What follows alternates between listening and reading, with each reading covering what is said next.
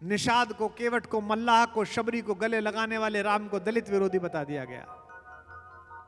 ताड़का का भी वध करने से पहले माता कहने वाले राम को स्त्री विरोधी बता दिया गया। त्रैलोक्य को नीति का ज्ञान देने वाले गुरुनाम गुरु, परम गुरु योगेश्वर कृष्ण को नाचना गाना कपड़े लेकर भाग गया, ये सुनाने लगा। 10वीं 11वीं शताब्दी में हिंदुस्तान में लिखे गए सारे गीतों में सूफियों ने एक ही बात लिखी, क्या भर लाऊं मैं जमुना से मटकी, बहुत कठिन है डगरपन गटकी। क्यों भाई? कृष्ण जी को एक ही काम था कि जो मटकी लेके आए उसी को फोड़ना है? नहीं, यह कृष्ण का एक राग रंग का पक्ष है, उनके कैशोर्य का अंग है, उनके बचपन का अंग है, जिसको सब प्रणाम करते हैं, सब प्रेम करते हैं। लेकिन दिल्ली की सल्तनत पर बैठे हुए राजा और उसके इशारे पर गीत लिखने वाले लोगों को पता था कि अगर इस देश की चेतना में 15 वर्ष का वो नरसिंह, वह कृष्ण आरोपित कर दिया जाए जो अपने भाई बलराम के साथ भरी राज्यसभा में जाकर अपने अहंकारी और निरंकुश राक्षस मामा कंस को गद्दी से उतारकर मार देता है, तो किसी भी गांव में कोई कृष्ण पैदा हो जाएगा और सल्तनत पर बैठे हुए किसी भी कंस का वध कर देगा। ये नहीं चाहते। सारी महिलाएं जो यहाँ बैठी हैं, ये प्रश्न अलग अलग तरीके से आता है कि राम इतने ही आदर्शवादी हैं, इतने ही मर्यादा पुरुषोत्तम हैं, तो सीता जी का परित्याग क्यों कर दिया? कुछ लोगों ने वो वीडियो देखा होगा जो मैंने आज से 7 साल पहले पहली बार बोला था, फिर बड़ा वायरल हुआ। कुछ ने ना देखा हो तो उनको बता दो। आज के बाद इस परिसर से जाते हुए सोशल मीडिया पर, व्हाट्सएप पर, फेसबुक पर, चौराहे पर चर्चा करते हुए कोई भी आपसे कहे कि भगवान राम ने सीता जी का परित्याग किया था, तो उसको तार्किक और वैज्ञानिक दृष्टि से कहना कि श्रीमद् वाल्मीकि रामायण की कथा उस प्रसंग पर समाप्त हो गई जहां भगवान सिंहासन पर बैठ गए और महर्षि वाल्मीकि ने कहा कि यह कथा अत्यंत मनहर है, जो इसे प्राण प्राण से सुनता है उसके सब मंगल कार्य पूरे होते हैं, फलादेश हो गया, आरती हो गई, जैसे आज महाआरती होगी। उसके बाद कथा प्रारंभ नहीं होती। यह प्रक्षिप्त है, बाहर से जोड़ा गया हिस्सा है। इसी के कारण प्रभु श्री राम के स्त्री के प्रति सदैव विनम्र रहने वाले चरित्र को दूषित करने का प्रयास किया गया। वो किसने किया मैं उस पर जाना नहीं चाहता, लेकिन जानबूझ के किया गया। मेरी बुद्धि यह मानने को तैयार नहीं है। और यह षड्यंत्र केवल राम के साथ नहीं हुआ, यह भारत के प्रत्येक मानक के साथ हुआ। निषाद को, केवट को, मल्लाह को, शबरी को गले लगाने वाले राम को दलित विरोधी बता दिया गया। ताड़का का भी वध करने से पहले माता कहने वाले राम को स्त्री विरोधी बता दिया गया। त्रैलोक्य को नीति का ज्ञान देने वाले गुरुनाम गुरु, परम गुरु योगेश्वर कृष्ण को नाचना गाना कपड़े लेकर भाग गया, ये सुनाने लगा। आप हमारे सूफी मित्रों का एक गीत नहीं देखोगे जो योगेश्वर कृष्ण के सुदर्शन चक्र चलाते हुए स्वरूप को दिखाता हो। 10वीं 11वीं शताब्दी में हिंदुस्तान में लिखे गए सारे गीतों में सूफियों ने एक ही बात लिखी, क्या भर लाऊं मैं जमुना से मटकी, बहुत कठिन है डगरपन गटकी। क्यों भाई? कृष्ण जी को एक ही काम था कि जो मटकी लेके आए उसी को फोड़ना है? नहीं, यह कृष्ण का एक राग रंग का पक्ष है, उनके कैशोर्य का अंग है, उनके बचपन का अंग है, जिसको सब प्रणाम करते हैं, सब प्रेम करते हैं। लेकिन दिल्ली की सल्तनत पर बैठे हुए राजा और उसके इशारे पर गीत लिखने वाले लोगों को पता था कि अगर इस देश की चेतना में 15 वर्ष का वो नरसिंह, वह कृष्ण आरोपित कर दिया जाए जो अपने भाई बलराम के साथ भरी राज्यसभा में जाकर अपने अहंकारी और निरंकुश राक्षस मामा कंस को गद्दी से उतारकर मार देता है, तो किसी भी गांव में कोई कृष्ण पैदा हो जाएगा और सल्तनत पर बैठे हुए किसी भी कंस का वध कर देगा। ये नहीं चाहते। और हमसे तो, मैं आज ये बोल रहा हूं 7-8 वर्ष से, मैं तो इसी प्रश्न के कारण बोल रहा हूं। मैं तो अच्छा खासा अपनी कविताएं कर रहा था, अब भी करता हूं। ये हजारों लोग इकट्ठा करके 5 दिन बोलने का मुझको क्या मतलब था? 2016 में बड़ी वाली बेटियां बाहर पढ़ने के लिए गई तो मैं छोड़ने के लिए गया। पिताओं का प्रेम बेटियों से ज्यादा होता है। तो उसके हॉस्टल में सामान सजाते समय मैं मानस का एक गुटका भी ले गया था, एक प्रति भी ले गया था, शब्दार्थ सहित लपेट के, सब लाल कपड़े में। मैंने उसको कहा कि बेटा ये ठंडा प्रदेश है, बहुत बर्फ पड़ेगी, डिप्रेशन होगा, मन खराब होगा। अभी तक तो सुबह उठते ही पहला चेहरा हमारा दिखता है, हमें तुम्हारा दिखता है। 10 घंटे दूर तो हैं, कभी भी कुछ मन खराब हो तो इसको पढ़ना, मानस पढ़ना, 10 पेज पढ़ना रोज। विनम्रता से उसने कहा ठीक है पढ़ लूंगी। उसके 6-8 महीने बाद एक कार्यक्रम था, किसी में गया तो फिर उसके घर हॉस्टल गया। वो बिटिया तैयार होने में देरी लगाने लगी तो मैं ऊपर ही कमरे में चला गया, सामान अमान देखा।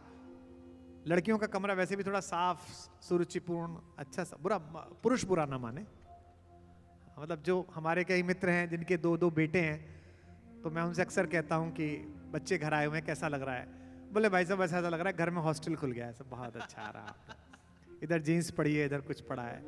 लड़कियों का कमरा एकदम सलीकेदार।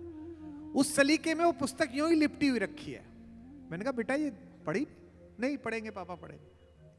फिर 8-9 महीने बाद किसी कार्यक्रम में गए, फिर देखा फिर वही। तो मैंने थोड़ा नाराजगी से कहा कि अगर मैंने तुमसे कहा है इसे पढ़ो तो पढ़ना चाहिए था।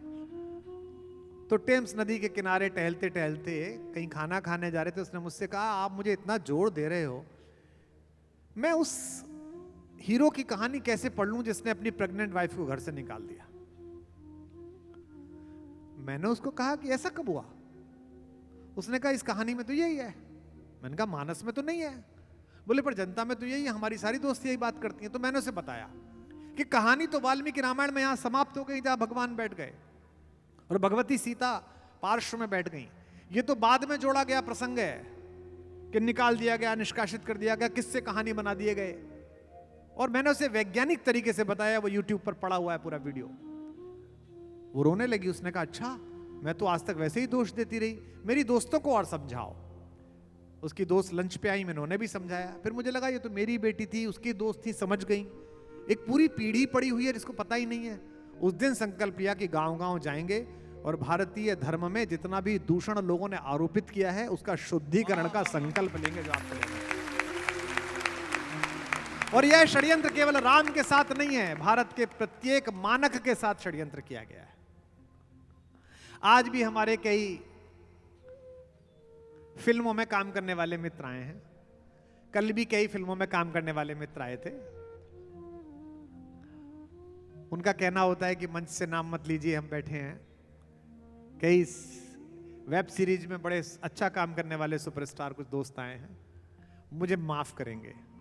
भारतीय नायकों के दूषण में अगर योगदान है किसी का बड़ा, तो इस माया नगरी मुंबई में फिल्म इंडस्ट्री के लोगों का भी है।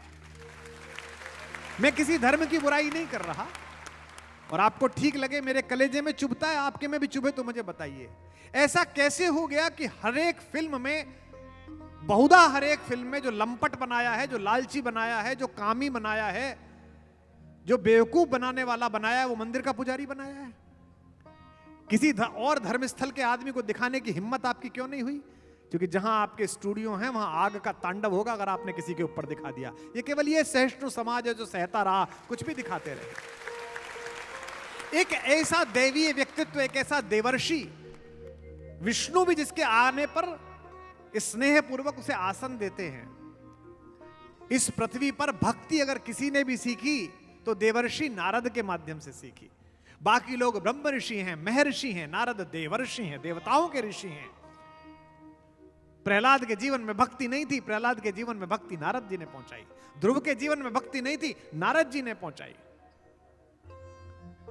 माता पार्वती के माता पिता तो दुखी हो गए थे ज्योतिषी को हाथ दिखाने के बाद, जब ज्योतिषी ने कहा इसका पति तो अधनंगा होगा, शमशान में रहेगा, कुछ भी खाएगा, नहाएगा नहीं। उन्हें पता नहीं कहाँ शादी होगी। सबसे पहली बार जाके नारद जी ने कहा निश्चिंत रहिए, अमंगल नहीं है, मंगल है। दुनिया के कल्याण के लिए अपने कंठ में हलाल धारण करने वाला महादेव तुम्हारा दामाद बनने वाला है, प्रसन्न हो जाओ।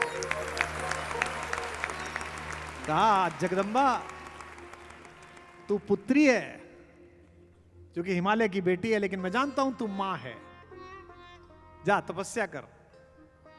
माता पार्वती के जीवन में भक्ति उतारने वाले नारद हैं। इसी मुंबई की माया नगरी में बैठकर कुछ लंपटों ने इतने बड़े देवर्षि व्यक्तित्व को, भक्ति के अवधारणा को पृथ्वी पे लाने वाले नारद को जोकर बनाने का अपराध किया, जिसका दंड इन्हें मिलना चाहिए।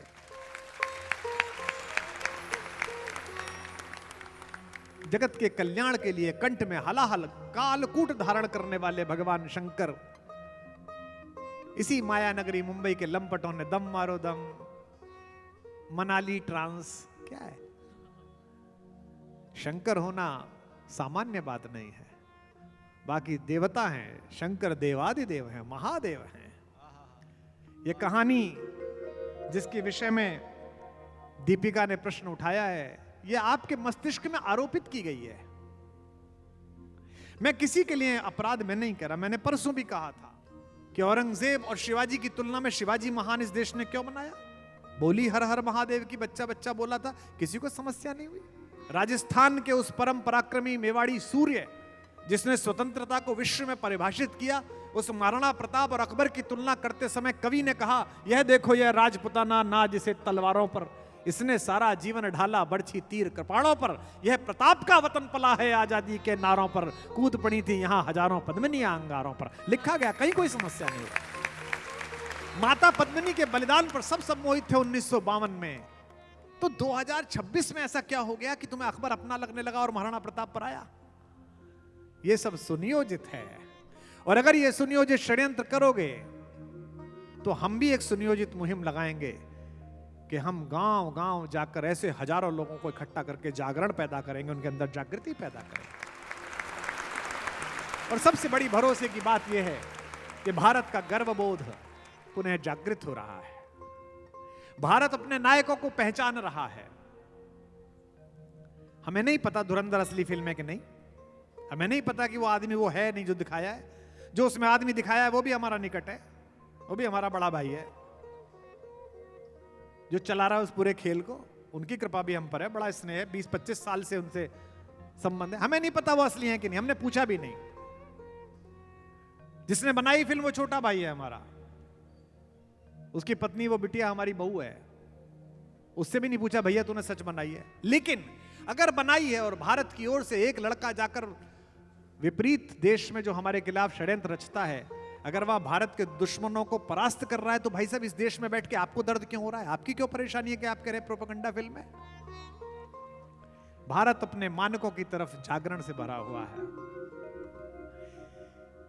कहते हैं धर्मनिरपेक्ष देश है, ऐसा नहीं होना चाहिए। धर्म से निरपेक्ष कुछ हो सकता है क्या? यहां बैठे हुए हजारों लोगों आज सोचना धर्म क्या है, धर्म की क्या परिभाषा है, एक दूसरे से पूछना धर्म का क्या मतलब है। मैं अक्सर पूछता हूं, बच्चे जहाज में मिल जाते हैं, कोई ट्रेन में कहीं मिल गया, प्लेन में मिल गया, सर आजकल आप स्पिरिचुअल, मैं पूछता हूं अच्छा तुम बताओ व्हाट इज रिलीजन, धर्म क्या है? कोई कहता है पूजा करना, कोई कहता है मंदिर जाना, कोई कहता है गीता पढ़ना, कोई कहता है मानस पढ़ना। नहीं, ये सब धर्माभास है, ये सब धार्मिक क्रियाएं, धर्म नहीं है। अब परिभाषा बता रहा हूं, इसे याद रखना जीवन भर, पूरे जीवन याद रखना। किसी पदार्थ, व्यक्ति, वस्तु, स्थान का वह मूल गुण जिसके विलोप हो जाने से वह वैसा ना रहे, वह धर्म है। ये आंख है, ये रोती भी है, इससे आंसू भी आते हैं, ये दिखाई भी जाती है, आंख दिखा दी, ये मारी भी जाती है, आंख मार दी, ये झपकी भी जाती है, आंख झपक दी, ये फेरी भी जाती है, आंख फेर ली, ये तरेरी भी जाती है, आंख तरेर दी। लेकिन आंख सब कुछ हो, अगर देखती नहीं हो तो आंख नहीं है। स्पष्ट हुआ? तो आंख का मूल धर्म है देखना। ये जल है, ये रोज रखा जाता है, मैं पीता नहीं उसे 3 घंटे। कोई पूछिए जल का मुख्य कार्य क्या है? साहब बहना, अरे बहता तो पारा भी है, बहता तो लावा भी है, पी लेगा लावा? बहता तो बहुत सारी चीजें नहीं पी सकता। अच्छे साहब क्या है? गीला, गीला तो पारा भी है, गीला तो भाप का धुआं भी है, गीला तो कोहरा भी है। पानी कहेगा उसे? नहीं कहेगा। इसका मूल गुण है प्यास को संतृप्त करना। अगर ये प्यास नहीं बुझाता तो ये कुछ भी हो सकता है, जल नहीं हो सकता। आप पशु थे जब तक आप पाश में थे, पाश अर्थात कामना के, वासना के, कैसे शाम को पूरा मिले, किसको मार के खा जाऊं, तब तक आप पाश में थे। जब आपने इन पाशों को मुक्त कर दिया तो आप मनुष्य हो गए। जब मनुष्यता धर्मनिरपेक्ष नहीं हो सकती तो देश कैसे धर्मनिरपेक्ष हो सकता है? देश का कोई धर्म नहीं हो सकता, देश में सब धर्मों का स्वागत है। हिंदू, मुसलमान, सिख, ईसाई, बौद्ध, सब हमारे भाई हैं। और मैं इसीलिए कहता हूं कि जब कभी हमारे बाकी धर्मों के मित्र आते हैं, जयपुर में बहुत सारे हमारे अलग अलग टोपी लगाए हुए मित्र आए, दैनिक भास्कर के लोगों ने पूछा ये क्यों आए? मैंने कहा अपने पूर्वज की कहानी सुनने आए। लकीर खींचने से रिश्ते नहीं बदला करते, जगह बदलने से पुरखे नहीं बदला करते। 300 साल, 400 साल, 500 साल, 700 साल कोई दुर्घटना हो गई होगी, किसी स्टेशन पर इनकी जन्मपत्री खो गई थी, इसमें क्या दिक्कत है? 3 घंटे की 300 साल की फिल्म है, एंड तक आएगी, जब तक 100, 150, 200 साल बाद तो सब वहीं मिलेंगे। ये तो मुंबई है, कितनी भी हमारा अकबर एंथोनी बना लो, एक गिरजाघर जाता है, एक मजार पे जाता है, अंत में सबका बाप कन्हैया लाल निकलता है। भाई बताया,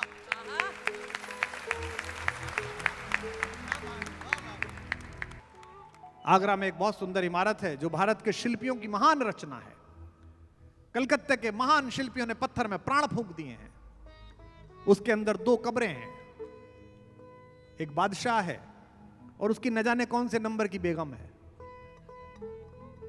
लोग कहते हैं ये प्रेम का प्रतीक है, ये सब कुछ है, ये बहुत सुंदर है, ये 7 अजूबों में एक है, मुझे भी बहुत प्रिय है, मैं भी फोटो खिंचवाता हूं। प्रेम का प्रतीक ना कहो। इस देश में बड़ा अजीब ताज्जुब है, कोई भी बड़ा नेता आता है तो उसको घुमाने के लिए उस तथाकथित प्रेम के प्रतीक पे ले जाते हैं। वो इमारत सुंदर है, वो मेरे देश के पत्थर से बनी है, मेरी रत्न प्रसवनी भारत माता के गर्भ से निकले हुए दूध जैसे संगमरमर में प्राण फूके इस देश के बेटों ने। बहुत सुंदर इमारत, लेकिन प्रेम का प्रतीक नहीं है। अगर कभी अवसर मिले आप में से किसी को या हमें मिले और हमसे कहा जाए कि ये रूस के राष्ट्रपति आए, इनको प्रेम का प्रतीक दिखाओ, तो आगरा ले जाने से बेहतर तो मैं उसे बिहार में उस गली पे ले जाऊंगा, उस सड़क पर जहां एक पर्वत से गिरती हुई अपनी गर्भवती पत्नी को देखकर एक सामान्य मजदूर ने हथौड़ा उठाया और दशरथ मांझी बनकर रास्ता निकाल दिया। वो ज्यादा बड़ा प्रेम का प्रतीक। अगर प्रेम का ही प्रतीक दिखाना है पुतिन को, तो धनुषकोटी ले जाओ और हेलीकॉप्टर में बैठाकर राम सेतु के पत्थर दिखाओ जिस पर एक प्रेमी चलकर गया था प्रेमिका को लेने। दुनिया में ऐसा प्रेमी देखा गया है जो अपनी पत्नी को लेने के लिए सागर के जल पर पुल बना दे। भारत अपने राजनीतिक दुशाले उतारकर अपने सांस्कृतिक चिन्हों को तलाश रहा है, तो लोगों को बेचैनी है, कुछ दिन बेचैनी तो होगी। इसमें क्या कष्ट है? शुरू में गरीबी होती है तो हमें अपने केवल पिताजी का नाम पता होता है, दादाजी का नाम पता होता है। अमीरी आ जाती है तो परदादा के बारे में सोचते हैं, और अमीरी आ जाती है तो लोगों को लगाते थे ढूंढने के लिए कि हमारा निकास कहां से है। भारत उस समृद्धि के स्तर पर आ रहा है, तो अभी तक जो हमें फर्जी दिखाए गए थे उनको बाहर रखकर असली पिताजियों को ढूंढ रहा है, दादाओं को ढूंढ रहा है, माताओं को ढूंढ रहा है। सोमनाथ हमारे 12 ज्योतिर्लिंगों में अत्यंत पवित्र स्थान है भगवान शंकर का, लेकिन वो केवल भगवान शंकर का प्रतीक नहीं है, वो भारत की इस पुनर्जीवन में आस्था रखने वाली उस युद्धक पद्धति और जीवन पद्धति का प्रतीक है कि तुम चाहे सागर के मार्ग से आओ, चाहे रेगिस्तान के मार्ग से ऊंट पर बैठकर आओ, तुम मंदिर तोड़कर आस्था नहीं तोड़ सकते, क्योंकि आस्था जीवित रही तो मंदिर तो हम दोबारा बना लेंगे, यहां बना लेंगे, वहां बना लेंगे। गोस्वामी तुलसीदास जी की बड़ी कृपा इस देश पर है। इस देश पर बड़े आक्रमण हुए, हम हारते चले गए। 500 वर्ष पहले एक तपस्वी ने, एक साधु ने, एक महात्मा ने, एक पुण्य श्लोक आत्मा ने, पूज्यपाद गोस्वामी दास जी ने, तुलसीदास जी ने श्री रामचरितमानस का प्रणयन किया। बाहर से लड़ने जो आया था उसको इस बात का तो अभ्यास था कि तलवार उठे तो तलवार कैसे तोड़नी है, चाकू उठे तो चाकू से कैसे तोड़ना है। उसे यह पता नहीं था कि तलवार उठे तो श्रद्धा कैसे तोड़नी है। जिस अयोध्या जी में आज भगवान विराजमान है और जहां जाने की तुम टिकट कराते हो और जहां 2 साल पहले खड़े होकर हम रो रहे थे, उसी अयोध्या जी में हाल यह था कि अगर माथे पर त्रिपुंड है जो मैंने लगा रखा है और सामने से नवाब साहब का सैनिक आ जाए तो साधु को पीठ करनी पड़ती थी दीवार की तरफ, अन्यथा 2 टका का जुर्माना लगता था। जिनको महान बताकर फूल सूंघते हुए फोटो छापा तुमने 6ठी क्लास में कि ये महान थे, देखे थे ना एक सुल्तान, वो फूल ही सूंघते रहते थे। एक बच्चे से पूछा किसी ने कि अकबर कौन था, बोले हमारी 6ठी किताब के 36वें पन्ने पे था। बोले क्या करता था? बोले नाक के आगे गुलाब का फूल सूंघता था। फोटो छापा। गंगा में स्नान पर पैसा लगा दिया गया, गंगा में स्नान पर। लेकिन एक प्रार्थना आपसे है, इस मंच से, इस जमीन से 5 फीट ऊपर बैठकर मेरा काम नहीं है ये करना। आप अपने हिस्से का काम नहीं करोगे तो काम नहीं होगा। और ये बड़ा शुभ संकल्प है कि नए साल पर जहां 2 कब्रें हैं, उस सफेद रंग के मुजस्समे पर तो बहुत कम लोग गए, लेकिन काशी विश्वनाथ, अयोध्या और वृंदावन की गलियां भर गई, होटल नहीं बचा, कोई जगह नहीं बची। कोई किसी से नहीं पूछ रहा कि हिंदुस्तान के 5 स्टार होटल में 5 दिन की शादी किसकी हो रही है। होनी चाहिए, समृद्धि आई है, क्या दिक्कत है? 5 का 10 दिन की करो। हमारे सेठ ने साल भर की करी, हम बड़े खुश हुए।